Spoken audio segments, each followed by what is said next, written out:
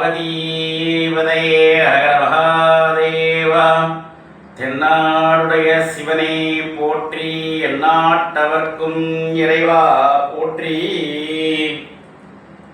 ஆன்மீக அன்பர்களுக்கு நமஸ்காரம், ஆசீர்வாதம், வணக்கம்.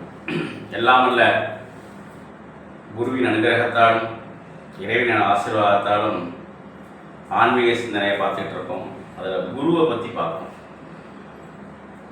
இந்த குரு ஆகப்பட்டவர் நம்ம வாழ்க்கையில் ரொம்ப உன்னதமான உயர்வான பங்கு வகிக்கிறவங்க இந்த குரு தான். அப்படி குருவை பற்றி நம்ம பேசுகிறப்ப உலக வழக்கில் ரொம்ப பிரபல்யமான வார்த்தை மாதா பிதா குரு தெய்வம். அப்படி ரொம்ப சிறப்பானது. தெய்வத்தை 4வது வச்சு, குருவை 3வது வச்சு, பிதாவை 2வது வச்சு, மாதாவை நம்பர் 1ல் வச்சு நம்ம இந்து மதம் சனாதன தர்மம் ரொம்ப அற்புதமாக போற்றுறது. மாதாவோட பங்கு தன் வாழ்வில் ரொம்ப சிறப்பானது. மாதாவை நமஸ்காரம் பண்ணணும், அம்மாவை போற்றணும், அம்மாவை சிந்தனும், அம்மா அப்பா ஆசீர்வாதம் ரொம்ப சிறப்பானது. குருவை பற்றி பார்க்க போகிறோம்.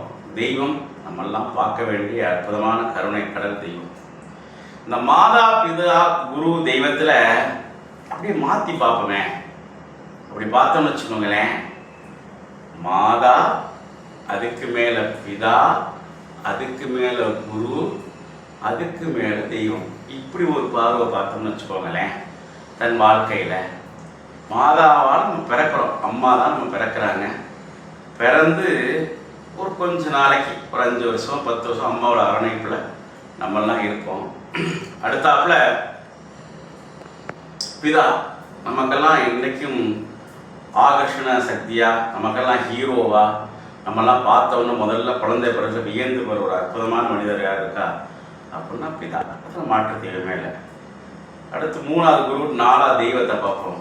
எல்லாரோட ஆசையுமே இறைவனை பார்க்கணும், இறைவனை சந்திக்கணும், இறைவன்கிட்ட போய் சேரணும், அவன் பாதத்தில் என்றைக்கும் பேரானந்தத்தில் இருக்கணும் அப்படின்னா எல்லாரோட ஆசையுமே. அது ஒன்றும் மாற்றம் கிடையாது. அப்போ மாதா பிதாவோட பங்கு ஒரு 10லேருந்து 15 வருஷத்துக்கு வாழ்நாளில் இருக்குது அப்படின்னா, இந்த தெய்வத்தை போய் சேர்றோம் இல்லையா, அதுக்கு தான் தன் வாழ்நாளில் பாக்கி எல்லா நாட்களும் நம்மளை வழிநடத்த போகிறது குரு தான். ஒன்றும் கூட இருந்து வழி நடத்துவார், இல்லை அவர் சிந்தனையால் வழி நடத்துவார், அல்லது அவர் அருளாசியாக நடத்துவாங்க, அல்லது அவங்க கற்றுக்கிட்டது மூலமாக நடத்துவோம். இது எல்லாத்துக்குமே குருவோட ஆசீர்வாதம் தான் நமக்கு ரொம்ப ரொம்ப முக்கியம். குருங்கிறது எல்லாருமே குரு தான். இதில் ஆன்மீகத்தில் இருக்கிறவங்களுக்கு ஆன்மீக குரு, ஜோதிடத்தில் இருக்கிறவங்க ஜோதிடர் குரு, அரசியலில் இருக்கிறவங்க எங்களுக்கு அரசியல் குரு இவர் தான் அப்படின்னு நிறைய பேர் சொல்ல கேள்விப்பட்டிருக்கோம். அதுமாதிரி வைத்தியம், அந்த காலங்களில் வைத்தியர்னு பெருசாக இருப்பாங்க மருத்துவத்தில். அந்த மாதிரி அவங்களுக்கு குரு மூலமாக கற்றுக்கிட்டு அடுத்தடுத்து வைத்தியம் பண்ணுவாங்க. ஆசிரியர் சொல்லவே வேண்டாம், ஸ்கூல் வாத்தியார் என்னன்னைக்கு நம்ம குரு. இன்னைக்கு வரைக்கும் ஸ்கூல் வாத்தியார் வந்தோடனே எந்திரிச்சு நிற்கிறோம் இல்லையா, என்ன காரணம்? ஆனாவனா சொல்லி கொடுத்தது காரணத்தினால்தான் குருவானது. அப்படி தொழில் குரு, நிறைய பேருக்கு தொழிலாகப்பட்டது ஒருத்தர் மூலமாக கற்றுருப்போம், அது தொழில் குரு. அடுத்ததாக சில பேருக்கு வாழ்க்கையே குருவாக இருக்கும். ஆமாம், சில பேருக்கு இவர் தாப்பா என் வாழ்க்கையில் குரு அப்படின்னு நிறைய பேர் சொல்லுகின்றனர். இந்த மாதிரி குரு இல்லாத மனிதன் உலகத்தில் இருக்கவே முடியாது. குருவானப்பட்டவர் மனசில் இருக்கவே முடியாது. அதுலேயும் சில பேருக்கு குரு 2 விதமாக அமையும். ஆமாம், எல்லாரும் மனசில் கண்ணை மூடி ஒரு சிந்தனை பண்ணி பார்த்தோம்னு வச்சுக்கோங்களேன், குரு அவர் தாப்பா எனக்கு எல்லாம் சொல்லி கொடுத்தாரு, நான் இன்னைக்கு நல்லா இருக்கேன்னா இன்னாலும் இல்லைன்னா நான் இன்னைக்கு இந்த நிலையில் இருக்க முடியாது, இந்த லெவலில் இருக்க முடியாது அப்படின்னு மனசுக்கு ஒரு சந்தோஷம் வருது இல்லையா, நினச்சி பார்க்குறோம் இல்லையா, அவங்கெல்லாம் குரு. சில பேருக்கு 2 குரு அமைவாங்க. ஒன்று வித்தைய பாடத்தை தொழிலில் கற்றுக் கொடுக்குற குரு, இன்னொருத்தர் அபூர்வமானவர். ஒருத்தர் நல்லா கற்றுக்கிட்டு இருப்பார், எல்லா செயல்பாடும் இருக்காரு, எல்லா தொழிலும் தெரியும், எல்லா பேச்சும் தெரியும், நல்லா பாடுறவங்க நல்லா பாடுவாங்க, நல்லா பரதநாட்டியம் ஆடுறவங்க ஆடுவாங்க, அவங்கெல்லாம் ஒருத்தர்கிட்ட கற்றுக்கிட்டு இருப்பாங்க. ஆனால் தன் கற்றுக்கிட்ட வித்தையை எங்கேயுமே செயல்படுத்த முடியாமல் இருப்பாங்க. தனக்கான வாய்ப்போ தனக்கான மேடையோ தனக்கான அந்த ஒரு அங்கீகாரமோ கிடைக்காம வாழ்க்கையில் ரொம்ப போராடிக்கிட்டே இருப்பாங்க. அப்போ யாராவது ஒருத்தர் வருவாங்க மிராக்கிலா வந்து, அப்போ நான் உனக்கு செஞ்சு கொடுக்குறேன், உனக்கு தெரியுமில்ல, ஏன் நீ இந்த செய்ய, உனக்கு இந்த தொழில் தெரியுமில்ல, நான் உனக்கு கடையை வச்சு தரேனே, எப்போ நல்லா பாடுறியே, வாயை சூப்பர் சிங்கரில் உன்னை சேர்த்து வர்றேன் அப்படின்னு நம்மளை கைடு பண்ணி கூட்டிகிட்டு போகிறாங்க இல்லையா ப்ரெசன்ஸில். அவங்க ஒரு அற்புதமான குரு. வாழ்க்கையில் 2 பேருக்கு இந்த மாதிரி அமையும். சில பேருக்கு கற்றுக் கொடுக்குற குரு அமையும், சில பேருக்கு அந்த மாதிரி தன் வாழ்க்கையில் குடத்தில் இருக்க விளக்க குன்றில் இருக்க விளக்கா நம்மளை பிரகாசிக்க வைக்கிற அற்புதமான ஒரு வழிகாட்டியாக வந்து அமையும். சில பேருக்கு பாருங்க குருவாகப்பட்டவர் சுயம்போ வந்துடுவாங்க. சில பேர் எல்லா ஃபீல்ட்லேயுமே ஒருத்தர் சுயம்போ வந்துடுவாங்க. அவர்கிட்ட போய் கற்றுக்கிட்டேன், இவர்கிட்ட போய் கற்றுக்கிட்டேன் அப்படின்னு நான் சொல்லிக்க முடியாத அளவுக்கு சுயம்போ வந்துடுவாங்க. அந்த மாதிரி சுயம்போ வந்தாலும் அவங்களுக்கு வாழ்க்கையில் அந்த யாராவது இன்ஸ்பிரேஷன் இருப்பாங்க. நான் இவர் மூலமாக வந்தேன், இவரை பார்த்து வந்தேன் அப்படின்னு. ஸோ அவங்க குருவாக அமைவாங்க. அந்த மாதிரி ஒரு மனிதனோட வாழ்க்கை குரு இல்லாமல் வெற்றி அடைகிறது அப்படிங்கிறது அவ்வளோ சாத்தியம் இல்லை. குரு இருந்தால் ஈஸியாக ஜெயிச்சிடலாம். அவ்வளோ சிறப்பானது குரு. இந்த மாதிரி குருவை பற்றி பேசுகிறப்ப ஒரு குருங்கிறது என்ன செய்வார் அப்படின்னா, ஒரு கஷ்டமான வார்த்தையை, நமக்கு ஒரு புரியாத வார்த்தையை ரொம்ப எளிமையாக சொல்லிடுவார். எப்படி அப்படின்னா, உயர்திரு மாண்புமிகு அப்துல் கலாம் ஐயா இருந்தாங்க. ஆமாம், அவங்க பாருங்க, அவர் பலாயிரம் வருஷமாக தமிழில் பிறந்த கனவுங்கிற வார்த்தை இருந்துக்கிட்டே இருக்கு. ஆனால் பலாயிரம் வருஷமாக இருந்தாலும் அவர் தான் சொல்கிறார், முதல்ல கனவு அப்படிங்கிறது தூங்குறப்ப வர்றதில்லை, உன்னை தூங்க விடாமல் பண்ணுறது கனவு, உன்னை தூங்க விடாமல் பண்ணுறது கனவுன்னு சொல்லி கலாமையா சொன்னவொடனே பல இளைஞர்கள் மத்தியில் அந்த வார்த்தை மிக பிரபல்யமாகி நிறைய பேர் ஜெயிக்கிறதுக்கு இன்ஸ்பிரேஷனாக இருக்கு இல்லையா. அவருடைய ஒரு குரு தான்.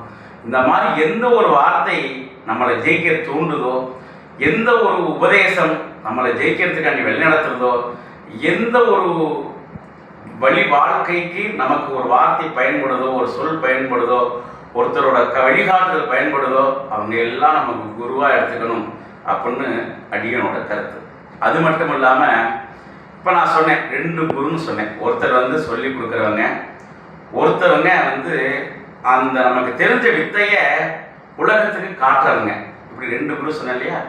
அந்த மாதிரி யாருக்கு அமைஞ்சிருக்கா அப்படின்னா, ராமாயணத்தில் அந்த மாதிரி ஒரு அற்புதமான சம்பவம். ஆமாம், அந்த ரொம்ப உயர்வான ரொம்ப சுவையான சம்பவம். ஆமாம், என்ன நடக்கிறது அப்படின்னா, தசரத மகாராஜா அரசவையில் இருக்கார். அப்போ விஸ்வாமித்திரர் உள்ள வரார். உள்ள வந்த உடனே ராஜாவை பார்த்து ஆசீர்வாதத்தை சொல்றார். ஆமாம், ஆசீர்வாதத்தை சொன்ன உடனே தசரத மகாராஜாவும் விஸ்வாமித்திரருக்கு பாத பூஜையெல்லாம் பண்ணி வாங்குவோங்க வெல்கம் பண்ணி அரசவையில் ஒரு நல்ல சிம்மாசனம் கொடுத்து உட்கார வச்சு, சுவாமி உங்கள் வருகைக்கு மிக்க நன்றி, ரொம்ப சந்தோஷம் அப்படின்னு சொன்ன உடனே விஸ்வாமித்திரர் சொல்கிறார், தசரதா, நான் உன்கிட்ட ஒரு விண்ணப்பத்துக்காண்டி வந்தேன், ஒரு வேண்டுகோளுக்காண்டி வந்தேன். அதை கேட்கறதுக்காண்டி பிரம்மாட்ட போனேன், அவரால் என்னால் செஞ்சு கொடுக்க முடியல. உடனே மகாவிஷ்ணு கிட்ட போனேன், அவரால் செய்ய முடியலை. சிவபெருமான்கிட்ட போனேன், அவரால் செய்ய முடியலை. உனக்கிட்ட தான் என்னால் செய்ய முடியும் அப்படிங்கிறதுக்காண்டி உன்கிட்ட வந்தேன் அப்படின்னு சொன்ன உடனே, எப்பயுமே நம்ம இயற்கை தானே புகழ்ந்து பேசுகிறப்ப இன்னொரு முடியாத நம்மளால முடியும் அப்படின்னு நினைக்கிறப்ப, 2வது தசரத மகாராஜுக்கு பேரே, அவர் பேர் தசரதம்னு பேர். தசரதம் அப்படின்னா அவருக்கு என்ன சிறப்பு அப்படின்னா, 10 திசையிலையும் அவர் ரதம் போகுமா. அவர் ரதம் 10 திசையிலையும் போகுமா. அவ்வளோ சிறப்பு வாய்ந்த, அவ்வளோ பெரிய மகாவீரர் தசரத மகாராஜா. அவ்வளோ சிறப்பானது. உடனே அவர் ஆசைப்பட்டு, அப்படியா, ரொம்ப சந்தோஷம், மகிழ்ச்சி, சுவாமி நீங்கள் என்ன வேணாலும் கட்டளை எடுங்கோ, நான் வந்து உங்களுக்கு அடிபணிஞ்சு உங்களுக்கு வேண்டுகோளை கேட்டு என்னெல்லாம் செஞ்சு தர காத்திருக்கேன் அப்படின்னு அவர் வாக்குறுதி கொடுக்குறார். ஆமாம், நீங்கள் என்ன கேட்டாலும் நான் தரேன் அப்படின்னு வாக்குறுதி கொடுக்குறார். உடனே விஸ்வாமித்திரர் கேட்குறார், நான் ஒரு அற்புதமான ஹோமம், மிகப்பெரிய யாக வேள்வி நடத்த போகிறேன். அந்த யாக வேள்விக்கு பெரிய ராட்சகர்களால் எனக்கு பெரிய அச்சுறுத்தல் இருக்குது. அதுக்கு வந்து காவலாக இருந்து எனக்கு அந்த யாகத்தை முழுமையாக நடத்தி தரத்துக்கு எனக்கு பாதுகாப்பு வேணும் அப்படின்னு கேட்குறாரு. உடனே இவருக்கு ரொம்ப மகிழ்ச்சி. ஆமாம், ரொம்ப சந்தோஷமா என்னோட காலாட் படையெல்லாம் அழைச்சிட்டு போங்கோ அப்படின்னு சொல்றாரு.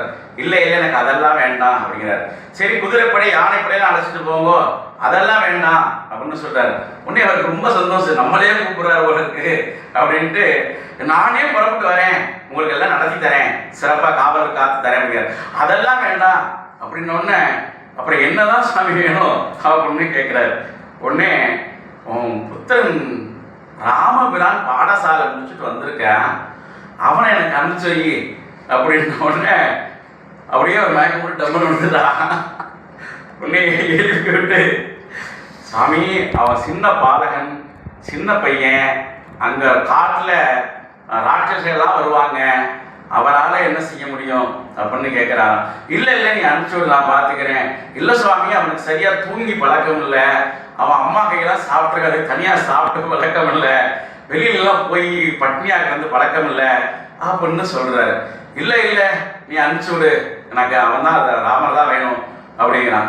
இல்லை சுவாமின்னு ஒன்று, புஷ்பாபுத்திரம் பெரிய கோவக்காரா இருந்த மக்கள்லாம் தெரியுமே, என்ன முடியுமா முடியாதா அப்படின்னு பயங்கர கோபமாக கேட்டுறாரு. எப்பயுமே கோவப்பட்டு அப்படியே சபிச்சிருவார், உங்களுக்கு எல்லாம் தெரிஞ்சது தான். உடனே கோவப்பட்ட உடனே வசிஷ்டரை பார்க்குறாரு. வசிஷ்டர் அனுப்பிச்சு விடு அப்படின்னு செய்ய காமிக்கிறார். உடனே வர மனசோட வேண்டாம் வெறுப்பா என்ன பண்ணுறது, குழந்தைய பார்த்து பார்த்து கொஞ்சிட்டு ராமன் போனால் புள்ளை லட்சம் போவார் தெரியும். இலக்குவனும் ராமனுமாக 2 பேருமா அரண்மனையை விட்டு அவர்கிட்ட பெரியவாட்டம் உத்த வாங்கிட்டு அப்பா அம்மாட்ட ஆசிரியர் வாங்கிட்டு விஸ்வாமித்திரர் வேகமாக நடக்கிறாராம். பின்னால் அந்த 2 குழந்தையும் ஓடுதான், அப்படியே குடுன்னு ஓடுதான். விஸ்வாமித்திரர் எங்கே திருப்பி பார்த்தா திருப்பி ராமனை கூப்பிடுவாரோ அப்படின்னு வேக வேகமாக அந்த நாட்டோட எல்லையை கடந்து போகிறாராம்.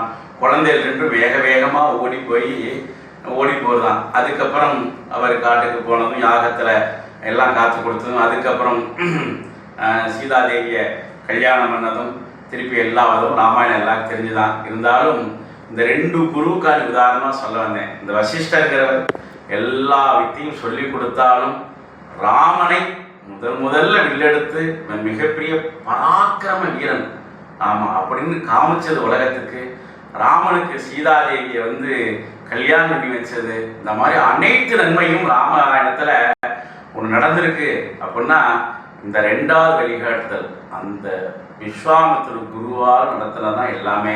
அதனால் குடத்தில் இருந்த ஒரு விளக்கு குன்றுக்கு மேலே வந்த மாதிரி நமக்குள்ள இருக்கிற கெட்டிக்காரத்தனத்தை உலகளாவிய நம்ம காமிச்சு வைக்கிறாங்க இல்லையா, அவங்களும் நமக்கு குரு தான் அப்படின்னு சொல்லி இந்த சிந்தனை நிறைவு செய்கிறேன். அடுத்தடுத்து நிறைய சிந்திப்போம். இன்பமே சூழ்க, எல்லோரும் வாழ்க, சர்வஜனேகா சுகினோ பவந்து, ததாஸ்து.